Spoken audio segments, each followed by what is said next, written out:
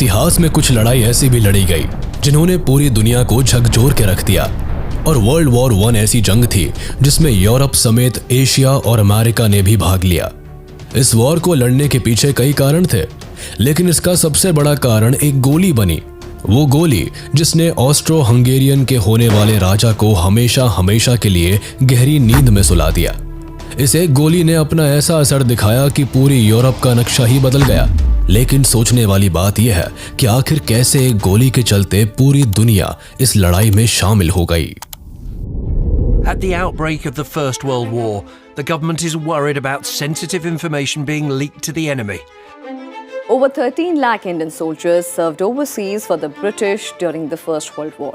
But when the Germans started sinking American ships and American merchant seamen's lives were being lost, then that really forced America's hand. Over 9 million soldiers and an unknown number of civilians lost their lives. Empires crumbled, revolution engulfed Russia, and America rose to become a dominant world power. World war 1 को हम European war और great war जैसे नामों से भी जानते हैं। इस वॉर में मास डिस्ट्रक्शन को देखते हुए इसे ये सारे नाम दिए गए। वर्ल्ड वॉर 1 से पहले भी दुनिया में कई लड़ाइयाँ हुई थी, लेकिन इससे पहले कभी इतने बड़े लेवल पर करोड़ों लोगों की जान नहीं गई थी। ऐसा पहली बार हुआ था जब करोड़ों लोग बेघर हो गए और बड़े से बड़े देश टूट गए थे। लोगों का मानना तो ये भी था कि इस जंग के बाद दुनिया में कभी कोई इतनी बड़ी जंग नहीं होगी और इस जंग से यूरोप में जो भी टेंशन है वो भी खत्म हो जाएगी, जिस कारण इसे the war to end all wars का नाम भी मिला। लेकिन ऐसा हुआ नहीं। वर्ल्ड वॉर 1 ने दुनिया में एक और जंग का बीज बो दिया था। दरअसल वर्ल्ड वॉर 1 में ही एक घायल सैनिक को गोली नहीं मारी गई थी, केवल ये सोचकर कि ये पहले ही इतना घायल है, कर भी क्या लेगा। बेशक वो समय कुछ नहीं कर पाया, लेकिन आगे चलकर वही सैनिक द एडोल्फ हिटलर के नाम से जाना गया, जिसने वर्ल्ड वॉर 2 की शुरुआत की। लेकिन सोचने वाली बात यह है कि कैसे इस वॉर में दुनिया 2 भागों में बंटकर एक भयानक जंग करने निकल पड़ी। आखिर कैसे इस लड़ाई के चलते अमेरिका एक सुपर पावर बन गया, और आखिर कैसे बड़े से बड़े एम्पायर इस जंग के अंत में बिखरने को मजबूर हो गए। सबसे पहले 1914 के मैप पर नजर डालते हैं, जहां एक तरफ आपको ऑस्ट्रिया हंगरी एम्पायर देखने को मिलेगा, जो एक समय पर इतना बड़ा था कि इसमें आज का Slovenia, Croatia, Bosnia and Herzegovina, Serbia, Romania, Ukraine, Slovakia, the चेक रिपब्लिक जैसे देश आते थे। यहाँ तक कि पोलैंड का कुछ हिस्सा और साथ ही साथ इटली का भी एक प्रोविंस 1918 से पहले इसी एम्पायर का पार्ट था। 1914 में ऑस्ट्रिया हंगरी एम्पायर का राजा, जिसका नाम एम्परर फ्रांस जोसेफ I था, उसने अपनी बढ़ती उम्र के कारण अपने भाई के बड़े बेटे आर्चड्यूक फ्रांस फर्डिनेंड को ऑस्ट्रिया हंगरी का होने वाला राजा घोषित कर दिया, जिसके बाद आर्चड्यूक ने अपने पूरे राज्य का कार्यभार संभालना शुरू कर दिया, जिसके लिए वो अपने देश में जगह जगह जाकर वहां का जायजा लेने लगा। इसी दौरान एक बार प्रिंस फ्रांस फर्डिनेंड और उनकी वाइफ सोफी को ऑस्ट्रिया हंगरी एम्पायर के साउथ में बसे बॉस्निया एंड हर्जेगोविना जाना पड़ा। बॉस्निया ऑस्ट्रिया हंगरी एम्पायर का पार्ट नहीं था, लेकिन बर्लिन की संधि के कारण ऑस्ट्रिया हंगरी एम्पायर को बॉस्निया के राजकाज को संभालने का हक मिला था। ऑस्ट्रिया हंगरी ने इस हक का फायदा उठाया और पूरे बॉस्निया एंड हर्जेगोविना को अक्टूबर 1908 में एनेक्स कर लिया। इस जबरदस्ती के राज से बॉस्निया के लोगों में काफी गुस्सा था। साथ ही ऑस्ट्रिया हंगरी एम्पायर के उत्तर में बसे सर्बिया कंट्री को भी बॉस्निया के एनेक्सेशन से एतराज था, क्योंकि बॉस्निया और सर्बिया दोनों ही राज्यों में स्लेविक लोग रहते थे। इसलिए बॉस्निया पर ऑस्ट्रिया हंगरी के कब्जे से सर्बिया खुश नहीं था। एनेक्सेशन के बाद से ही बॉस्निया में तरह तरह के रेवोल्यूशनरी ग्रुप्स बनने लगे थे। इन ग्रुप्स में से ही एक ग्रुप यंग बॉस्निया भी था। इस ग्रुप को ब्लैक हैंड के नाम से भी जाना जाता था, जो अपनी आजादी की डिमांड करते थे। अब जैसे ही इस ग्रुप को अंदाजा हुआ कि प्रिंस फ्रांस फर्डिनेंड बॉस्निया के दौरे पर आने वाले हैं, उन्होंने प्रिंस को जान से मारने का प्लान बना लिया।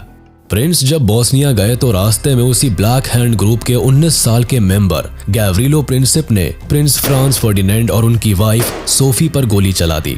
जून 28, 1914 को 11:15 पर बॉस्निया में ऑस्ट्रिया हंगरी के होने वाले राजा और उनकी वाइफ को सबके सामने मार दिया गया, वो भी एक 19 साल के लड़के के द्वारा, जिसका साथ सर्बिया ने दिया था।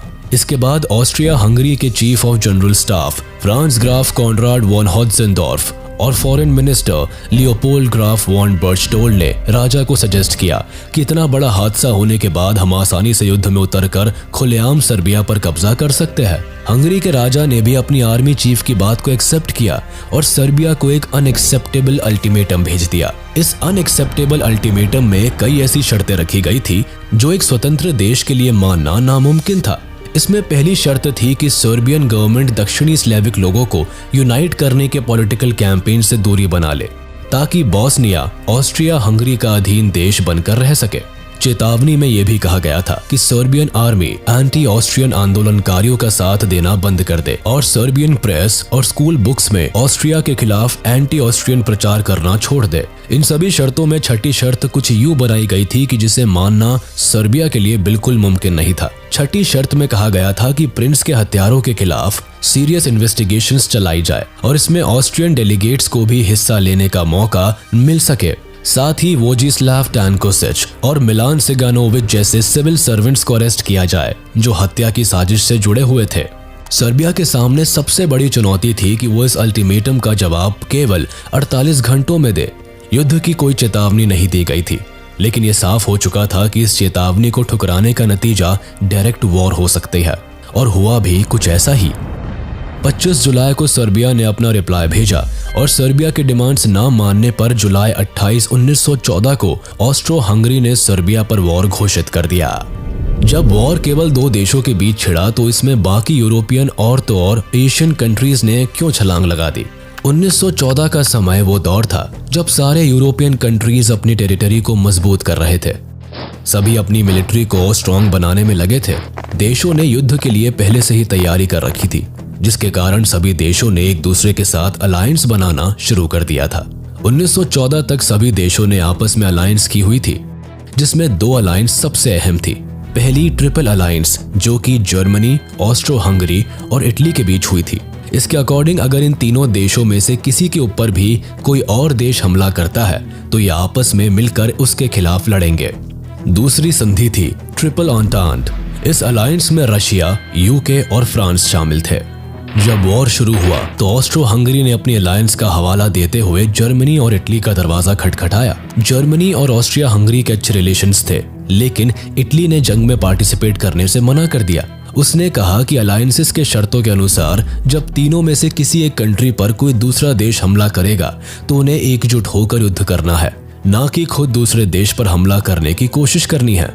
दरअसल इटली के इस क्लियर डिनायल के पीछे एक और कारण था। 1911 में हुए इटालो टर्किश वॉर में इटली ने अपने इन दोनों अलायंस से मदद मांगी थी। दोनों देशों ने उस वक्त सीधे यही कहते मना कर दिया था कि इटली के पर्सनल इंटरेस्ट के वॉर में नहीं, बल्कि अगर कोई इटली पर हमला करे तब हम साथ देंगे। दूसरी ओर सर्बिया पर जब मुसीबत आई तो उन्होंने रशिया से मदद मांगी, लेकिन इसके पहले ही ऑस्ट्रो हंगेरियन और रशिया के बीच ये डील हो चुकी थी कि वो सर्बिया इन्वेजन में एक दूसरे के आड़े नहीं आएंगे। लेकिन तभी रशिया में स्लेविक लोगों ने आंदोलन शुरू कर दिया और अपने सम्राट से मांग किया कि साउथ सर्बिया को इन्वेजन से बचाना पड़ेगा क्योंकि वहां हमारे लोग रहते हैं। इसके बाद रशिया को मजबूरन इस युद्ध में उतरना पड़ा। रशिया का जंग में शामिल होने का एक और राजनीतिक कारण था। दरअसल ओटोमान एम्पायर ऑलरेडी ब्लैक सी पर डोमिनेट कर रहा था। ऐसे में सर्बिया के एनेक्सेशन के बाद ओटोमान एम्पायर पूरी तरह से ब्लैक सी पर कब्जा कर लेता। वहीं दूसरी ओर रशिया का सारा एक्सपोर्ट ट्रांसपोर्ट सर्बिया स्ट्रेट के रास्ते ब्लैक सी से होता था। ऐसे में रशिया का युद्ध में उतरना इकोनॉमिकल पर्सपेक्टिव से भी जरूरी हो गया। इसीलिए जब जंग में रशिया शामिल हुआ तो ट्रिपल एंटेंटे के तहत उसने यूके और फ्रांस से मदद मांगी। लेकिन यूके का मानना था कि ये वॉर रशिया की है और ये उसे खुद ही लड़नी चाहिए। वो खुद युद्ध में पार्टिसिपेट नहीं करना चाहता था। वहीं फ्रांस ने भी चुप्पी साध रखी थी। फ्रांस के नॉन क्लियर जवाब से जर्मनी काफी टेंशन में था, क्योंकि अगर फ्रांस इस जंग में पार्टिसिपेट करता तो जर्मनी दोनों ओर से घिर जाता, जिससे उसके लिए जंग जीतना नामुमकिन हो जाता। इसलिए स्क्लीफन प्लान के हिसाब से जर्मनी ने फ्रांस पर हमला बोल दिया।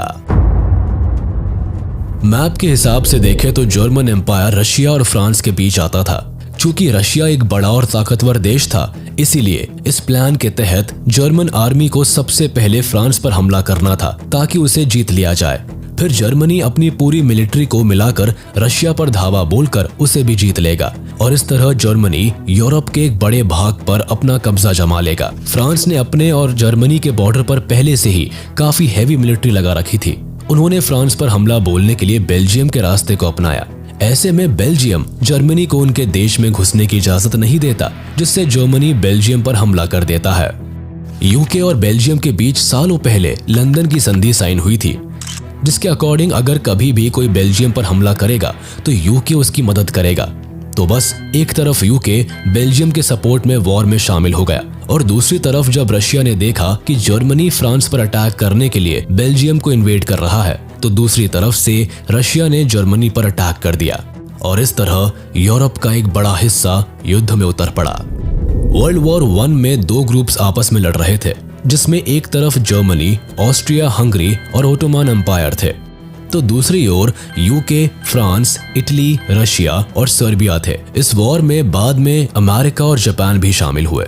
उस समय यूके दुनिया में लगभग 25% जगह को अकेले अपने कब्जे में लेकर बैठा था, जिस कारण यूके और जर्मनी की टेरिटरीज और कॉलोनीज ने भी इस वॉर में पार्टिसिपेट किया, जिसमें New Zealand, South Africa, Rhodesia, Romania, Greece, Belgium, Canada, Serbia, Portugal, Montenegro और पोलैंड जैसे देश शामिल थे।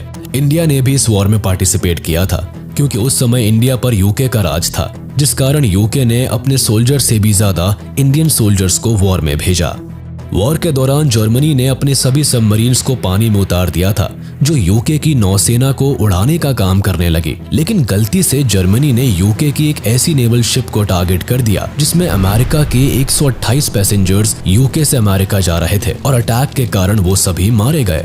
जर्मनी ने अमेरिका से इस बात के लिए माफी भी मांगी थी, लेकिन उसका कोई फायदा नहीं हुआ और इसके बाद अब वॉर में अमेरिका भी शामिल था। पहले तो जर्मनी काफी स्ट्रांग देखा गया, फ्रांस में तो ये पेरिस तक पहुंच भी गए थे, लेकिन यूके और अमेरिकी सैनिकों ने वहां जर्मनी की आर्मी को खदेड़ दिया।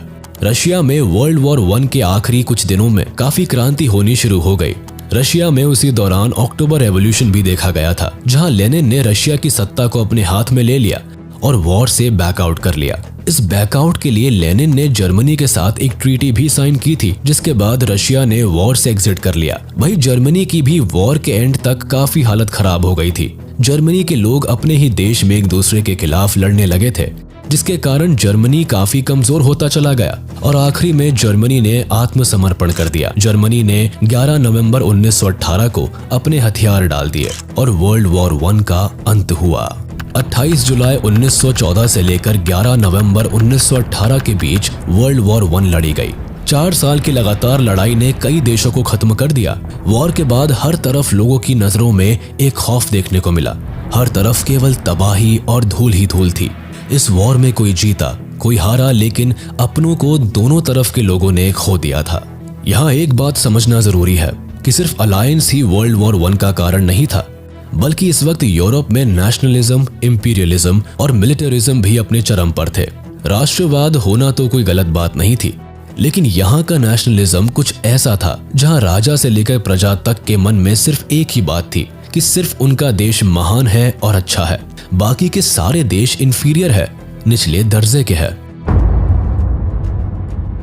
जहां इन देशों का मानना था कि पूरी दुनिया उन्हीं के महानता के नीचे रहे, सिर्फ उन्हें ही राज करने का हक है। अब राज करना ऐसे तो संभव था नहीं।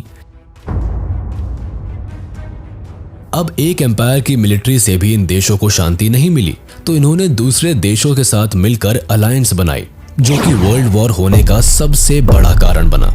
ना तो ये अलायंसेस होती और ना ही ये देश एक दूसरे पर वार करते। अलायंसेस की बात तो हम कर ही चुके हैं, अब बात करते हैं नेशनलिज्म की। नेशनलिज्म 1914 के समय में वॉर का एक बड़ा कारण था। वो ऐसे कि सभी देश सिविलियंस के मन में न्यूज़पेपर के जरिए ज्यादा से ज्यादा देश प्रेम जगाने की कोशिश कर रहे थे, जिससे लोग नेशनलिज्म की भावना से मिलिट्री ज्वाइन करे और वॉर में पार्टिसिपेट करे। उस समय नेशनलिज्म को इतना ज्यादा सपोर्ट किया जाने लगा कि घर घर से लोग आर्मी में भर्ती होने के लिए मोटिवेट होने लगे। नेशनलिज्म के कारण ही यूरोप के सारे देश वर्ल्ड वॉर 1 में अपने देश को पावरफुल दिखाने के लिए पार्टिसिपेट करते गए और वॉर और ज्यादा इंक्रीज होती गई। इंपीरियलिज्म का मतलब होता है अपने देश को और अपने देश की टेरिटरी को बड़ा करना। जिसके लिए 1914 के समय में पूरे यूरोप में अपने अपने देश को पावरफुल दिखाने के लिए सभी देश जगह जगह एनेक्सेशन करने लगे थे, जिससे जो हिस्सा कमजोर दिखता वो उसे अपने देश में शामिल करने के लिए उस पर कब्जा कर लेता। इस कब्जे के पीछे केवल अपने देश की टेरिटरी इंक्रीज करना नहीं, बल्कि कब्जा किए हुए देश की वेल्थ को लूटना भी आता था, जैसे ब्रिटेन ने किया था। ब्रिटेन ने भारत को सोने की चिड़िया के रूप में देखा और उस पर कब्जा कर लिया, जिससे भारत के पैसे और रिसोर्सेज से ब्रिटेन अपनी झोली भर सके। तो बस वर्ल्ड वॉर से पहले पूरे यूरोप की नजरें अफ्रीका और एशिया पर थी। सभी यूरोपियन देश अफ्रीका और एशिया के ज्यादा से ज्यादा हिस्से पर कब्जा करना चाहते थे, जिसमें सबसे ज्यादा आगे ब्रिटेन था। ब्रिटेन के पूरे दुनिया में उस समय सबसे ज्यादा कॉलोनीज थी, जिसके कंपटीशन में बाकी देश भी लगे थे। ये कंपटीशन भी आगे चलकर वॉर का एक बड़ा कारण बना, क्योंकि सभी देश आपस में कम्पीट करने में इतने मग्न हो गए थे कि वो किसी भी हद तक जाने के लिए तैयार थे। सभी देशों का अपने देश की मिलिट्री को स्ट्रांग बनाना और आर्म्स रेस में पार्टिसिपेट करने का दौर 20th सेंचुरी में स्टार्ट हुआ और 1914 तक यूरोप में इस रेस का क्रेज सबसे ज्यादा देखा गया, जिसमें जर्मनी ने सबसे ज्यादा बढ़ चढ़कर हिस्सा लिया। 1914 तक जर्मनी ने अपने मिलिट्री को काफी स्ट्रांग बना लिया था, जिस कारण वर्ल्ड वॉर 1 में जर्मनी स्टार्टिंग में काफी स्ट्रांग दिखाई भी दिया। लेकिन ग्रेट ब्रिटेन ने भी जर्मनी की तरह अपनी मिलिट्री पर ज्यादा पैसा खर्च किया, लोगों को आर्मी में जाने के लिए मोटिवेट किया और अपने वॉर इक्विपमेंट्स में भी सुधार किए, जिससे ब्रिटेन जर्मनी से मुकाबला करने से एक बार भी नहीं कतराया। यही नहीं, 1914 तक जर्मनी और ग्रेट ब्रिटेन केवल यही दो देश थे जिनका आर्मी के साथ साथ नेवी पर भी अच्छा कंट्रोल था, जिस कारण वॉर के दौरान दोनों देशों ने जमीन से लेकर पानी पर भी लड़ाई लड़ी थी। इस सब के अलावा भी सिटीजन्स का इन सभी देशों की सरकारों ने ऐसा ब्रेन वॉश किया था कि वो वॉर और मिलिट्री को ही ताकतवर होने की पहचान मानने लगे। ज्यादा से ज्यादा लोगों को आर्मी में शामिल होने के लिए ट्रेनिंग दी जाने लगी, जिससे सभी देश एक दूसरे को देखकर अपने अपने देश की मिलिट्री को बड़ा करने लगे और वॉर को एकमात्र सॉल्यूशन समझने लगे। वर्ल्ड वॉर 1 के कारण सभी देश फाइनेंशियल तौर पर बुरी तरह से बिखर गए थे। जंग में पार्टिसिपेट करने और उसे आखिरी तक लड़ने के खातिर सभी देशों का सरकारी खजाना खत्म हो गया था। सभी देशों ने अपने देश को बड़ा दिखाने के लिए देश की फिक्र किए बिना जंग में खूब पैसा लगाया, जिसमें सबसे ज्यादा जर्मनी और ग्रेट ब्रिटेन का नाम सामने आया। वॉर के समय सभी देशों पर लोन की भी बड़ी परेशानी थी, जिसके कारण मनी प्रिंटिंग जैसे केस भी सामने आने लगे, जिससे ये गरीबी की दलदल में फंसते चले गए। कुल मिलाकर फर्स्ट वर्ल्ड वॉर के बाद सभी देशों में गजब का इन्फ्लेशन रेट देखा गया, जिससे उस समय की इकोनॉमी पर काफी फर्क पड़ा। वर्ल्ड वॉर 1 के एंड ने पूरी 4 मोनार्कीज को भी हमेशा के लिए खत्म कर दिया था, जिसमें रूस के जार निकोलस सेकंड, जर्मनी के कैसर विल्हेम सेकंड, ऑस्ट्रिया के सम्राट चार्ल्स और ओटोमन साम्राज्य के सुल्तान आते थे। इन सभी सत्ताधारियों से इनका देश छीन लिया गया और कई नए देश बनाए गए, जिसमें ऑस्ट्रिया हंगरी तो अपना एक अलग देश ही बनकर रहा, लेकिन जो देश मिडिल ईस्ट में आते थे वो सभी ग्रेट ब्रिटेन और फ्रांस के बीच बांट दिए गए। बात अगर ओटोमन एम्पायर की करें तो इसे टर्की बना दिया गया। बाकी सभी टेरिटरीज और कॉलोनीज को आपस में जंग जीतने वाले देशों ने बांट लिया। वर्ल्ड वॉर 1 खत्म होने के बाद सोसाइटी पूरी तरह से चेंज हो गई। चाइल्ड बर्थ रेट कम होने लगी, जिसका मेन कारण था युद्ध में नौजवानों का शहीद हो जाना। इसके अलावा लोगों ने अपनी जमीनें खो दी और वो किसी और देश जाकर बसने के लिए मजबूर हो गए। लेकिन इस समय सबसे ज्यादा बड़ा चेंज औरतों के रोल में देखा गया। जैसे वॉर के दौरान औरतों का काफी मेजर रोल रहा, क्योंकि वॉर में सभी पुरुष और यंग लोग जाने लगे थे, तो ऑफिस वर्क और बाकी कामकाज करने के लिए लोगों की कमी होने लगी, जिसके कारण स्त्रियों ने वॉर के दौरान मर्दों की जगह लेकर फैक्ट्रीज और ऑफिसेज में काम करना शुरू कर दिया। यही नहीं, कई देशों ने तो वॉर के बाद औरतों को ज्यादा राइट्स देने शुरू कर दिए, जिससे अनेक जीवन स्तर में काफी बदलाव देखने को मिला। उस समय सबसे ज्यादा चर्चा वोटिंग राइट्स की हुई थी, जो स्त्रियों को जंग खत्म होने के बाद पहली बार दिया गया था। इसके अलावा सोसाइटी के एलीट और अपर क्लास लोगों ने अपना दर्जा खो दिया था। वॉर के बाद middle, young and lower class main and women ने अपने देश को बनाने में सबसे ज्यादा काम किया था। वर्ल्ड वॉर 1 दुनिया का पहला ऐसा युद्ध था जिसमें करीब 20 मिलियन लोग मारे गए और 21 मिलियन लोग घायल हुए थे। मारे गए लोगों में लगभग 9.7 मिलियन सेना के लोग और 10 मिलियन आम नागरिक शामिल थे। वर्ल्ड वॉर 1 के बाद बेरोजगारी और फेमाइन जैसे स्थितियों ने लोगों का जीना मुश्किल कर दिया था। वर्ल्ड वॉर 1 ने न केवल यूरोप में बल्कि पूरी दुनिया में अपनी एक अलग छाप छोड़ी। इस वॉर के एंड में कई ट्रीटीज भी साइन हुई, जिसमें पेरिस संधि, treaty of Saint Germain, treaty of Trianon, treaty of Neuilly, treaty of Sevres और ट्रीटी ऑफ वर्साय थी। हालांकि ये ट्रीटीज इतनी ज्यादा ह्यूमिलेटिंग और एक तरफा थी जिसने वर्ल्ड वॉर 2 के बीज भी बो दिए। 1914 में इंडिया उन दिनों ब्रिटिश कॉलोनी थी। हमारे ऊपर ब्रिटेन का शासन था, लेकिन अंग्रेजों के अत्याचारों के खिलाफ अब यहाँ भी रेवोल्यूशन होने लगे थे। 1915 में महात्मा गांधी के भारत वापसी के बाद स्वतंत्रता के आंदोलन और ज्यादा बढ़ गए थे। इन्हीं दिनों ब्रिटिश के युद्ध में उतरने के फैसले से भारत पर भी असर पड़ा। उन्होंने लगभग 15 लाख भारतीय सैनिकों को युद्ध में उतार दिया। हमारे सैनिकों ने इस युद्ध में एलाइड पावर के तरफ से युद्ध किया। जहां अंग्रेजी सेना यूरोप के थोड़े आसान युद्ध के मैदानों में और बेसिस में लड़ रही थी, वहीं हमारे सैनिकों को ज्यादातर अफ्रीका और मिडिल ईस्ट कंट्रीज में भेजा गया। भारतीय आंदोलनकारियों को लग रहा था कि शायद वर्ल्ड वॉर 1 में कोऑपरेट करने से अंग्रेज हमें इंडिपेंडेंट कंट्री बनाने देंगे, लेकिन ऐसा कुछ नहीं हुआ। वर्ल्ड वॉर के अंत में हमारे लगभग 1,20,000 सैनिक या तो घायल थे, शहीद हो चुके थे या अब वो मिसिंग थे। बस 30,000 के आसपास ही सुरक्षित सैनिक भारत लौटे। उल्टे हमारे यहाँ रॉलेट एक्ट और जलियांवाला बाग हत्याकांड जैसे काम हुए, जिससे फ्रीडम रेवोल्यूशंस और तेज हुए। वर्ल्ड वॉर 1 में लगभग 70,000 सैनिक शहीद हुए और कभी भारत नहीं लौट पाए। शहीदों के सम्मान में ही अंग्रेजी सरकार ने तब दिल्ली में ऑल इंडिया वॉर मेमोरियल बनवाया, जिसे आज हम इंडिया गेट के नाम से जानते हैं। तारीख 6 अगस्त 1945, समय सुबह के 8:15 और एक धमाका। एक ऐसा धमाका जिसने कुछ सेकंड्स में जापान के लाखों लोगों को हमेशा के लिए गहरी नींद में सुला दिया। यह सुबह जापान के इतिहास में सबसे भयानक और दर्दनाक सुबह थी। लोग अपने अपने काम पर जा रहे थे, बच्चे स्कूल को रवाना हो रहे थे। आम जिंदगी घरों और सड़कों पर रोज की तरह अपने अपने कामों में बिजी थी। लेकिन अचानक लोगों ने आसमान से कुछ गिरता हुआ देखा, जो कुछ सेकंड्स में जमीन पर आ गिरा, जिसके जमीन को छूते ही एक बड़ा धमाका हुआ। चारों ओर केवल धुआं दिख रहा था। आग का एक बड़ा गोला दिख रहा था। चारों ओर तबाही दिख रही थी। एक पल को ऐसा लगा जैसे सूरज खुद जमीन पर उतर आया है। उस समय इन एक्सप्लोजन पॉइंट्स का तापमान कुछ 3000 से 4000 डिग्री सेल्सियस तक पहुंच गया था। इसके बाद अगस्त 9, 1945 को 11:02 पर आसमान से दूसरी तबाही जापान की धरती पर आ गिरी, जिसके बाद जापान ने सेकेंड वर्ल्ड वॉर में अपने हथियार डाल दिए और सेकेंड वर्ल्ड वॉर का अंत हुआ। इस तरह दुनिया ने पहली बार एटॉमिक बॉम्ब की तबाही और दूसरे विश्व युद्ध के भयानक अंत को देखा था। सेकेंड वर्ल्ड वॉर हुई ही फर्स्ट वर्ल्ड वॉर के कारण, लेकिन सवाल ये आता है कि आखिर ये शुरू कैसे हुई? आखिर इतिहास में इतनी बड़ी जंग एक बार फिर क्यों लड़ी गई? हिटलर को ही क्यों सेकेंड वर्ल्ड वॉर का जिम्मेदार माना जाता है? क्यों हिटलर के नाचिज्म ने वर्ल्ड वॉर 2 जैसी जंग को जन्म दिया? और आखिर कैसे दुनिया में शांति बनाए रखने के लिए बनाए गए लीग ऑफ नेशंस को बुरी तरह फेल होते देखा गया? वर्ल्ड वॉर 2, जिसे हम ग्लोबल वॉर के नाम से भी जानते हैं, इस वॉर को काफी बड़े लेवल पर लड़ा गया, जिसमें सभी बड़ी पावर्स ने पार्टिसिपेट किया।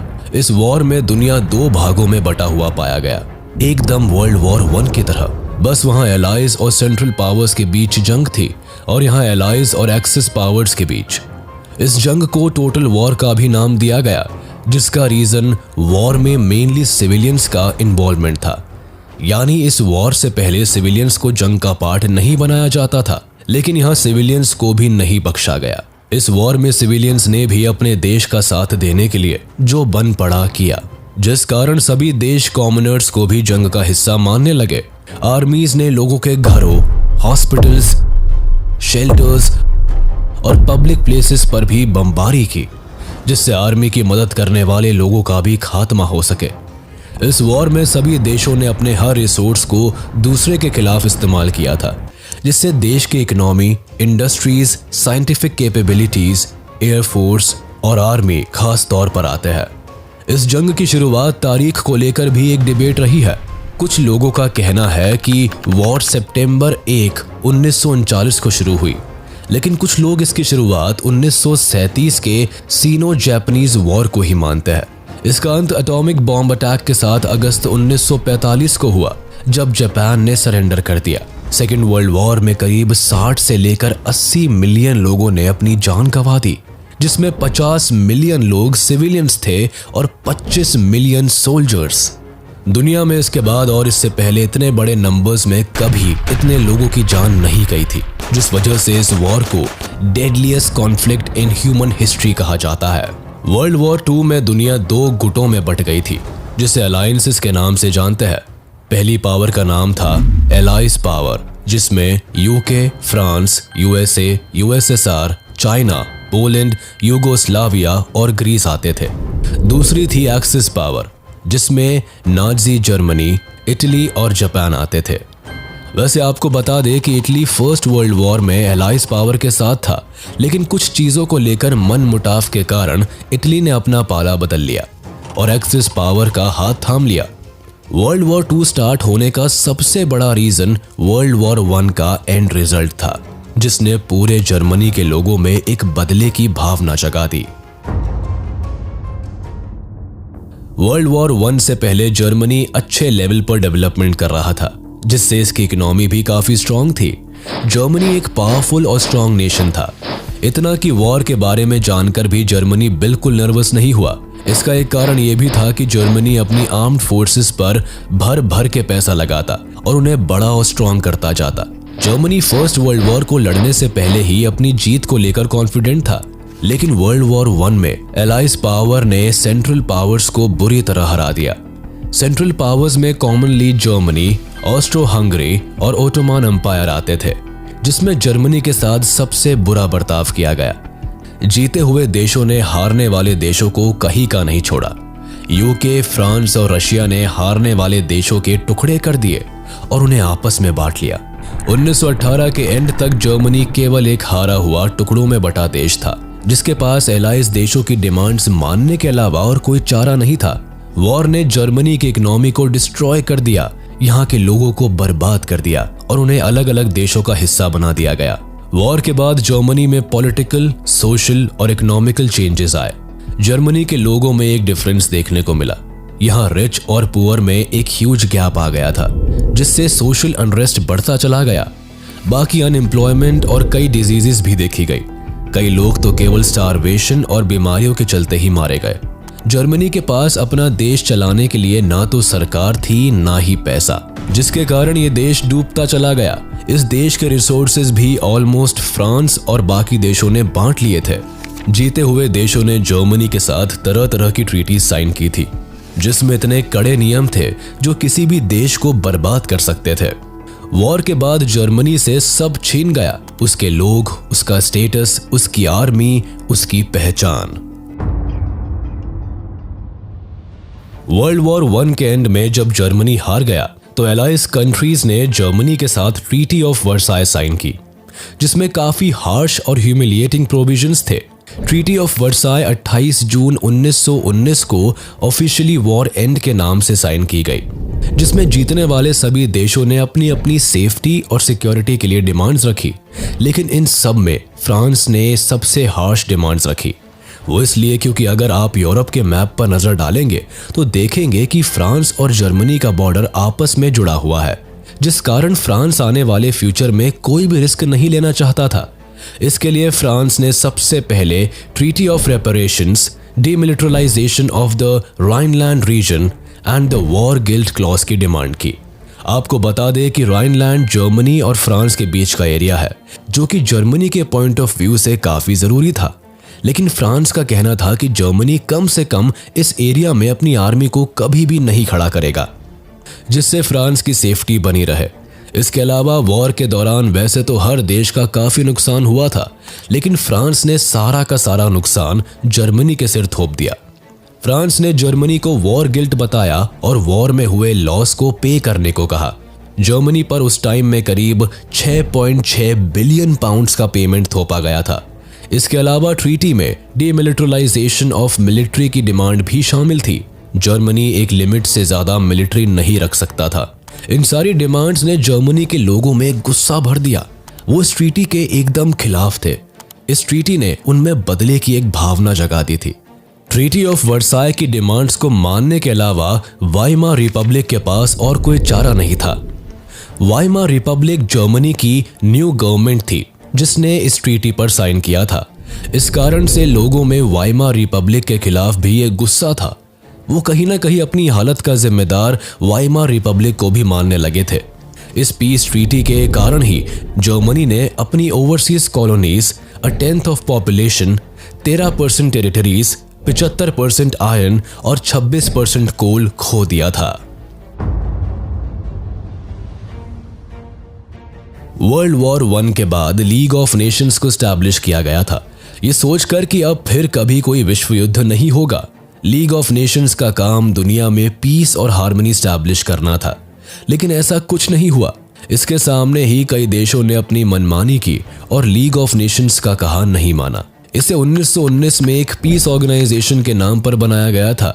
इसे बनाते समय ये बात फाइनल हुई थी कि अगर कभी किसी भी देश के बीच कोई परेशानी होगी तो वो लीग ऑफ नेशंस में शांति से बात करके उसे सुलझाएगा, न कि किसी फोर्स का इस्तेमाल करेंगे।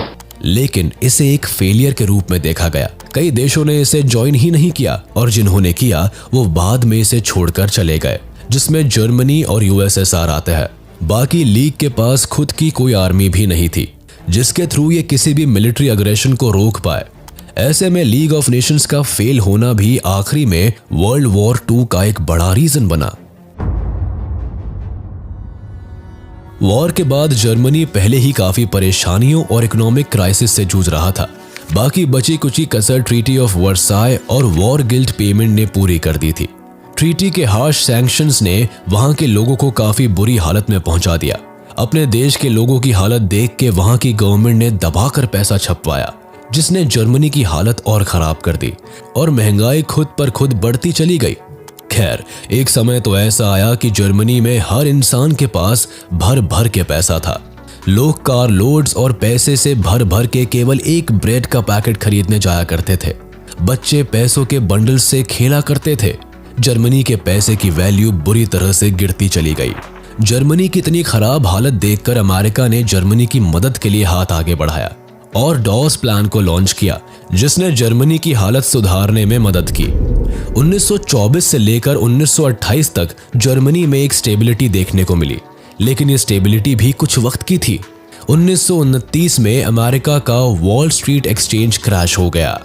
इस इंसिडेंट ने दुनिया में मंदी का दौर ला दिया था। इवन अमेरिका की भी अगले 3 साल तक इनकम सीधे हाफ पर पहुंच गई थी। फैक्ट्रीज बंद होने लगी थी, एक्सपोर्ट्स गिरते चले गए, फार्मर्स की हालत खराब हो गई और मार्केट में पैसा खत्म हो गया। इसके बाद अमेरिका ने जर्मनी को सपोर्ट देना भी बंद कर दिया, जिससे जर्मनी को एक साथ 2 झटके लगे। एक, यूएसए के फाइनेंशियल एड बंद होने से, दूसरा दुनिया भर में इकोनॉमिक क्राइसिस आने से। जर्मनी की हालत और बिगड़ती चली गई। 1932 तक जर्मनी का इंडस्ट्रियल प्रोडक्शन 40% तक कम हो गया, जिससे अनएम्प्लॉयमेंट छाने लगा। अनएम्प्लॉयमेंट इस कदर अपने चरम पर था कि करीब 6 मिलियन लोग उस समय जर्मनी में अनएम्प्लॉयड घूम रहे थे। लोगों ने सड़क पर नारे लगाने शुरू कर दिए। लोग बड़े बड़े बैनर लेकर willing to do any work लिखकर काम मांगने लगे। लोगों का सरकार से विश्वास भी डगमगाने लगा था। लोग सरकार के खिलाफ नारे लगाने लगे, लेकिन वाइमार रिपब्लिक के पास भी कोई सॉल्यूशन नहीं था। जिसके बाद फाइनली हिटलर इन सभी सिचुएशंस का फायदा उठाता है। वर्ल्ड वॉर 2 का जिम्मेदार हिटलर था, ये बात तो हम सभी जानते हैं, लेकिन कैसे? इस बात को समझने के लिए आपको पहले यह समझना होगा कि आखिर एक सीधे साधे परिवार से आने वाला लड़का जो केवल प्रीस्ट और आर्टिस्ट बनना चाहता था, इतना बड़ा क्रूर तानाशाह कैसे बन गया? आखिर कैसे हिटलर ने करोड़ों लोगों को बिना सोचे मौत के घाट उतार दिया? ग्रेट डिप्रेशन के बाद जर्मनी की हालत नाजुक थी। हिटलर ने इस मौके का फायदा उठाया और अपनी पार्टी का प्रचार करने लगा। वो बड़ी बड़ी रैलीज करता, लोगों को इकट्ठा करता, नारेबाजी करता और सबसे जरूरी चीज स्पीचेस देता। हिटलर की आवाज में जादू था। वो अपने भाषण से किसी को भी मैनिपुलेट करने की क्षमता रखता था। उसने अपना नाजी प्रोपेगेंडा चलाया और ज्यादा से ज्यादा जर्मनी को अपनी बातों में फंसा लिया। हिटलर ने लोगों से वादा किया कि वो जर्मनी की किस्मत को बदल देगा। वो ट्रीटी ऑफ वर्साय को कभी नहीं मानेगा और जर्मनी का बदला बाकी के सभी देशों से लेगा। जर्मनी की जनता हिटलर की बातों से प्रभावित हुई, जिसके बाद जर्मनी में चुनाव हुए और हिटलर की नाजी पार्टी उसमें जीत गई। कुछ समय बाद हिटलर की लोगों में पॉपुलैरिटी देखकर 30 जनवरी 1933 को प्रेसिडेंट हाइडेनबर्ग ने हिटलर को जर्मनी का चांसलर बना दिया, जिसके बाद हिटलर जर्मनी में एक एनेबलिंग एक्ट लेकर आया, जिसके पास होने के बाद जर्मनी एक डिक्टेटर कंट्री बन गया। इस एक्ट ने हिटलर को जर्मनी की सारी पावर सौंप दी। हिटलर के हाथ में सत्ता के आते ही इसने जर्मनी का पूरा रूप ही बदल के रख दिया। इसने सबसे पहले 1933 में जर्मनी को लीग ऑफ नेशन से बाहर किया। फिर 1938 में राइनलैंड नाम की जगह को वापस अपने कब्जे में किया, जो ट्रीटी ऑफ वर्साय के अकॉर्डिंग जर्मनी से छीन ली गई थी। साथ ही ऑस्ट्रिया और जर्मनी को दोबारा एक किया गया। इसके बाद हिटलर ने वेस्टर्न जर्मनी की ओर अपना रुख मोड़ा और चेकोस्लोवाकिया पर कब्जा कर लिया। कुल मिलाकर कुछ सालों में हिटलर ने जर्मनी की किस्मत चमका दी थी। हिटलर ने अपने देश की इकोनॉमिक कंडीशन को ठीक करने के लिए वॉर का डिसीजन लिया। सितंबर 1, 1939 को हिटलर पोलैंड पर हमला बोल देता है। इस हमले के लिए भी जर्मनी एक अच्छा खासा प्लान बनाता है। जर्मनी अपने ही सैनिकों को पोलैंड की यूनिफॉर्म पहनाकर खुद के खिलाफ एक अनाउंसमेंट करवाता है, जिससे लोगों को लगे कि पोलैंड ने पहले जर्मनी पर हमला बोला है। जर्मनी तो केवल उसके किए हुए का जवाब दे रहा है। तो बस प्लान के सक्सेसफुल होते ही जर्मनी पोलैंड पर हमला बोलता है, जिसके बाद 2 दिन के अंदर ही इस वॉर में फ्रांस और यूके भी पार्टिसिपेट करते हैं। वो इसलिए क्योंकि इन दोनों देशों ने पोलैंड के साथ एक अलायंस बनाई हुई थी, जिसके अकॉर्डिंग अगर कोई भी देश इन तीनों में से किसी के ऊपर भी हमला बोलता है तो बाकी के दोनों देश उस देश की तरफ से लड़ेंगे। जिसके बाद 3 सितंबर को यूके और फ्रांस जर्मनी पर अटैक कर देता है, जिसमें Australia, New Zealand, South Africa and Canada भी शामिल हो जाते हैं। वॉर की शुरुआत में जर्मनी के साइड से जापान और इटली होते हैं, जो हर हाल में जर्मनी का साथ देने को तैयार रहते हैं। ये दोनों देश जर्मनी की ओर से वॉर एंड तक लड़ते हैं। आपको बता दे कि आखिर वर्ल्ड वॉर 1 में जो इटली, यूके और फ्रांस की ओर से लड़ता है, वो इस बार अपनी साइड चेंज क्यों कर लेता है। दरअसल वर्ल्ड वॉर 1 के एंड में इटली को एलाइज पावर के द्वारा इग्नोर कर दिया जाता है। वो इटली की डिमांड्स पर भी ध्यान नहीं देते और तो और वॉर एंड में बाकी सभी देशों को भर भर के फायदा होता है, लेकिन इटली के हिस्से कुछ नहीं आता। इवन इसकी तो वॉर के कारण इकोनॉमिक कंडीशन और खराब हो जाती है। इटली इन सारी बातों से एलाइड पावर से नाराज होता है, जिस कारण से इस बार वो जर्मनी का साथ देता है। वॉर की शुरुआत में हिटलर समझदारी दिखाता है और सोवियत यूनियन के साथ हाथ मिला लेता है। वो चाहता था कि जर्मनी एंड सोवियत यूनियन एक साथ पोलैंड पर हमला करे, जिससे उसे तुरंत सरेंडर करना पड़े, जिसके बाद जर्मनी और सोवियत यूनियन उसे आपस में बांट ले। और हुआ भी कुछ ऐसा ही।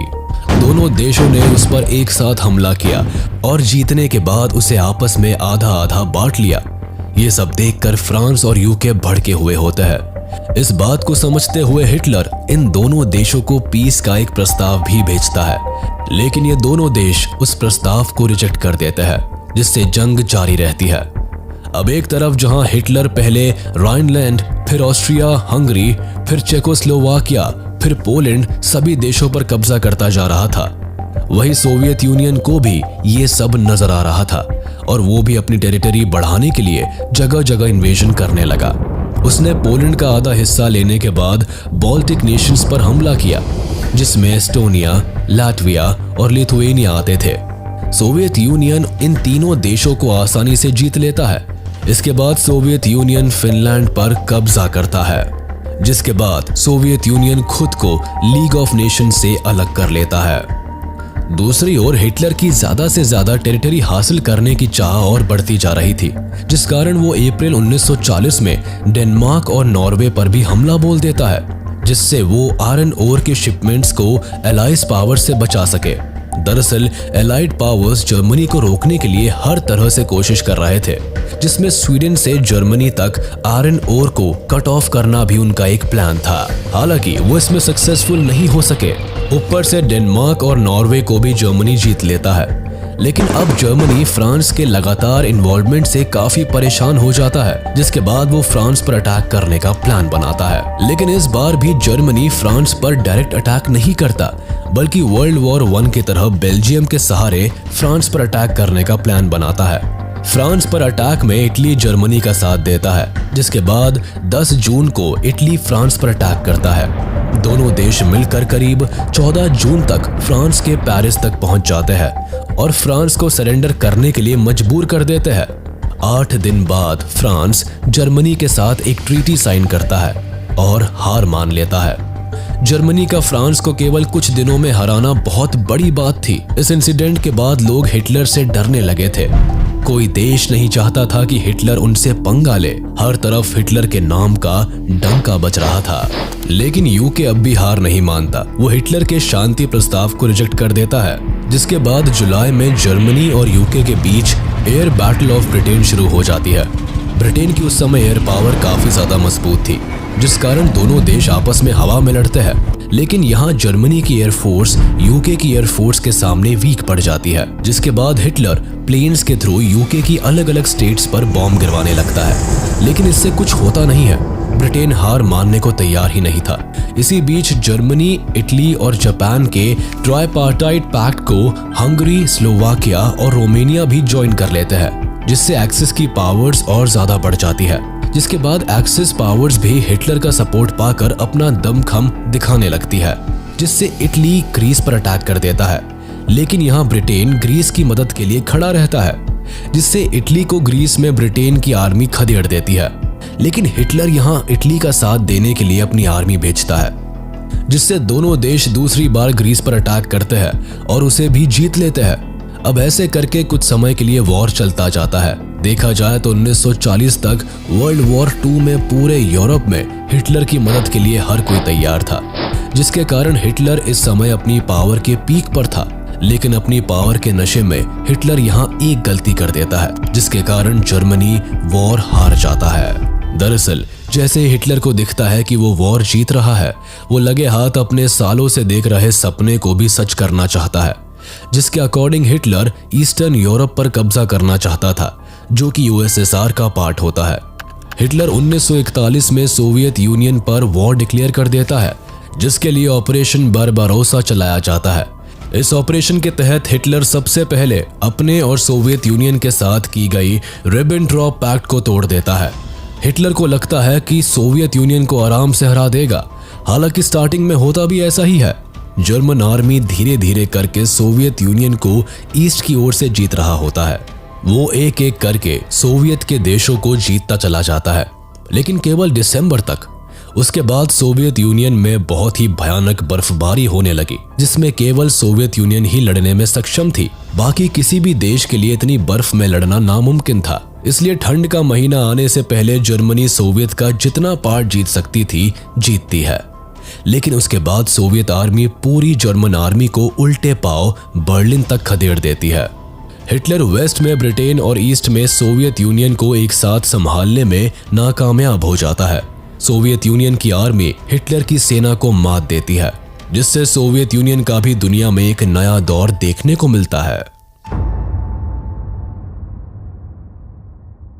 वैसे अमेरिका अब तक वॉर से बाहर रहता है, लेकिन जापान पैसिफिक ओशन में अमेरिका के पर्ल हार्बर नाम के आइलैंड पर बॉम्बिंग कर देता है, जिसके बाद अमेरिका वॉर का पार्ट बन जाता है। ये वॉर लंबी चलती है। हिटलर को दिख रहा होता है कि अब उसका वॉर पर से कंट्रोल छूट रहा है, लेकिन वो वॉर होने तक बर्लिन में ही रहने का फैसला लेता है। जहां हिटलर को जब खबर मिलती है कि जर्मनी वॉर में हार गया है, वो खुद को और अपनी वाइफ को शूट कर देता है, जिसके बाद दुनिया के सबसे खतरनाक तानाशाह का अंत होता है। हिटलर की मौत की खबर जैसे ही न्यूज में आती है, जर्मनी सरेंडर कर देता है।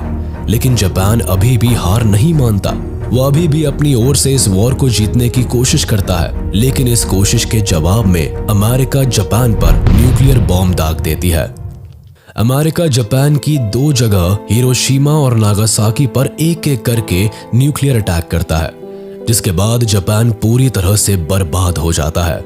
जापान पर इस न्यूक्लियर बॉम्ब का काफी खराब असर पड़ता है, जिससे उभरने में उसे सालों लग जाते हैं। हालांकि उस न्यूक्लियर अटैक के बाद वर्ल्ड वॉर 2 भी खत्म हो जाता है। 2 सितंबर 1945 को जापान सरेंडर कर देता है। वर्ल्ड वॉर 2 से यूरोप पर काफी फर्क पड़ता है। केवल यूरोप पर ही नहीं, पूरी दुनिया ही बुरी हालत में होती है। दुनिया ने पहली बार इतनी बड़ी वॉर देखी थी। हालांकि वर्ल्ड वॉर 1 भी इससे पहले हुई थी, लेकिन न्यूक्लियर बॉम्ब ने इस वॉर को एक भयानक रूप दे दिया था। पूरी दुनिया ने पहली बार किसी न्यूक्लियर वेपन का इतना खतरनाक इस्तेमाल देखा। वो बात अलग है कि इसके बाद हर देश अपने यहाँ न्यूक्लियर वेपन्स बनाने की कोशिश करने लगे। वॉर के एंड में मिलियंस ऑफ लोग मारे गए, मिलियंस ऑफ लोग होमलेस हो गए। यूरोपियन इकोनॉमी पूरी तरह से कोलैप्स कर गई, जिसके साथ यूरोपियन इंडस्ट्रियल इंफ्रास्ट्रक्चर भी बर्बाद हो गया। इवन वॉर को जीतने वाले देश भी बुरी कंडीशन में थे। अमेरिका ने अपने लाखों सोल्जर्स खो दिए। सोवियत यूनियन भी पैसों की तंगी से जूझ रहा था। आगे चलकर इन दोनों देशों में एक कोल्ड वॉर का दौर भी देखने को मिला, जो सालों साल चला और सोवियत यूनियन के टूटने के बाद शांत हुआ। इस वॉर के बाद कॉलोनियलिज्म और इंपीरियलिज्म भी खत्म हो गया। जर्मनी और इटली में डिक्टेटरशिप भी खत्म हो गई। जर्मनी को 2 भाग में बांट दिया गया, West Germany and East Germany. West Germany को ब्रिटेन, फ्रांस और यूएसए कंट्रोल करते थे और ईस्ट जर्मनी को यूएसएसआर। वर्ल्ड वॉर 2 के बाद अफ्रीका और एशिया में फ्रीडम और नेशनलिस्ट मूवमेंट्स चलने लगे, या यूं कहिए कि काफी तेज हो गए, जिसमें ब्रिटेन की कॉलोनीज इंडिया, म्यांमार और इजिप्ट, अमेरिका की कॉलोनी फिलीपींस, फ्रांस की कॉलोनी इंडो चाइना और डच की कॉलोनी इंडोनेशिया शामिल थे। इसके अलावा इकोनॉमिक क्राइसिस तो एक बड़ी प्रॉब्लम थी ही, जिसके कारण अनएम्प्लॉयमेंट काफी तेजी से बढ़ता देखा गया। इसके अलावा यूएनओ यानी यूनाइटेड नेशंस ऑर्गेनाइजेशन का जन्म हुआ। लीग ऑफ नेशंस को खत्म कर दिया गया, क्योंकि वैसे भी वो किसी काम का था नहीं। हालांकि यूएन से जो उम्मीदें थी वो उस पर खरा उतरा। यूएन ने दुनिया में पीस लाने की पूरी कोशिश की।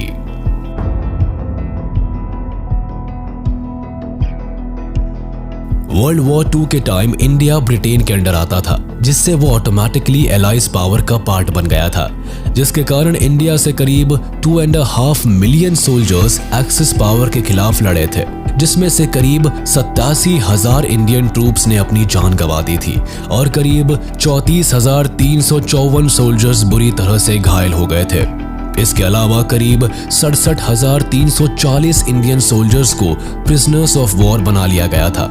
वर्ल्ड वॉर 1 के वक्त ब्रिटिश सरकार ने भारत के न सिर्फ सैनिकों को युद्ध में उतारा, बल्कि हमारे यहाँ से खाने पीने का सामान वगैरह भी अब लंदन एक्सपोर्ट होने लगा, ताकि वहाँ लड़ रहे सिपाहियों को खाने की कमी न झेलनी पड़े।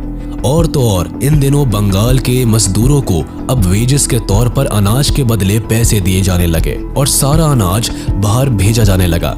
अब मजदूरों के हाथ में पैसे थे, लेकिन बाजार में अनाजों की कमी के चलते अनाजों की ऊंची कीमत आम जनता के लिए मुश्किलें पैदा कर रही थी। ऐसे में छोटे छोटे खेतीहर और मजदूर वर्ग के लोग अपने घर कर ब्रिटिश सेना में नौकरी ढूंढने चल दिए। ऐसे में लाखों औरतें, बूढ़े और बच्चे सड़कों पर रहने को मजबूर हो गए। 1943 में बंगाल में फेमाइन आ गया, जिसमें लगभग 30 लाख आम आबादी भूख और बीमारियों से मारी गई। हमारे यहाँ से पहले से ही जूट और कॉटन जैसे कच्चे माल ब्रिटेन भेजे जा रहे थे, जिससे कि इंडिया उनके लिए बस एक मार्केट बना हुआ था। अब ऐसे में अनाजों और खाने के सामान का बड़े लेवल पर एक्सपोर्ट भारत को लंगड़ा कर रहा था।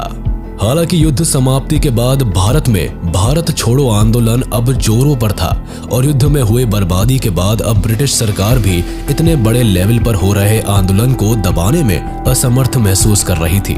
तब जाके कहीं 1947 के अगस्त में भारत ब्रिटिश के चंगुल से मुक्त हुआ। हमें उम्मीद है